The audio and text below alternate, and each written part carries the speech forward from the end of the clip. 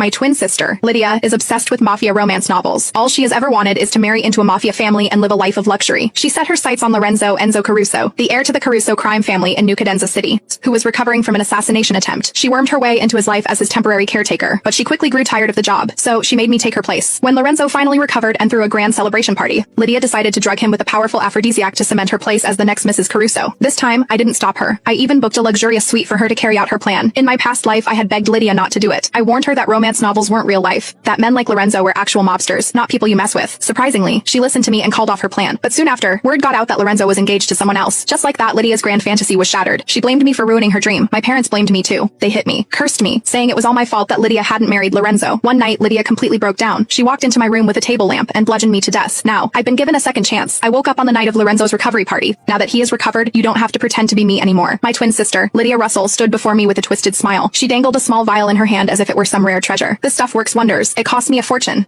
but all I have to do is slip one drop into his drink and I'll be the next Mrs. Caruso. She looked triumphant, already fantasizing about sleeping with Lorenzo Caruso, the feared underboss of the Caruso family and ruling the city's underworld as his wife. I remained calm. I didn't try to talk her out of it like I did in my past life. All right, I said flatly, good luck, but Lydia wasn't about to let me off that easily. She grabbed my arm, leaned in close and lowered her voice. Don't forget, you've been pretending to be me taking care of him for weeks. You know things I don't. You are sticking by my side until this is done. Then she tossed me a pair of sunglasses and a face mask. Cover your face. If anyone finds out the truth and ruins my plan, I'll kill you. I just gave her a small smile. Got it. After weeks as Lorenzo's caretaker, I knew one thing for certain. He was no spoiled, simple-minded heir. As the underboss of the Caruso family, he was shrewd and ruthless. Lydia thought she could outsmart him, but she was walking straight into her own grave, and I wasn't going to stand in her way. Lydia strutted over to him, holding the specially prepared glass of champagne. Lorenzo drank it without hesitation, and within minutes, an unnatural flush spread across his handsome face, and his body began to sway unsteadily. Playing the part of his caretaker once more, Lydia rushed to help him upstairs. On the way, I slipped a hotel keycard into her hand. I booked room 800 for you. Her eyes lit up. I guess you are not completely useless after all. Once I am officially his, I'll set you up with one of the family's soldati or a bodyguard. That should be enough to keep you comfortable for the rest of your life. Stand guard outside. Don't let anyone ruin my big moment. If this goes south, I'll make sure mom and dad make your life hell. I didn't argue. I just followed them upstairs and quietly positioned myself across the hall.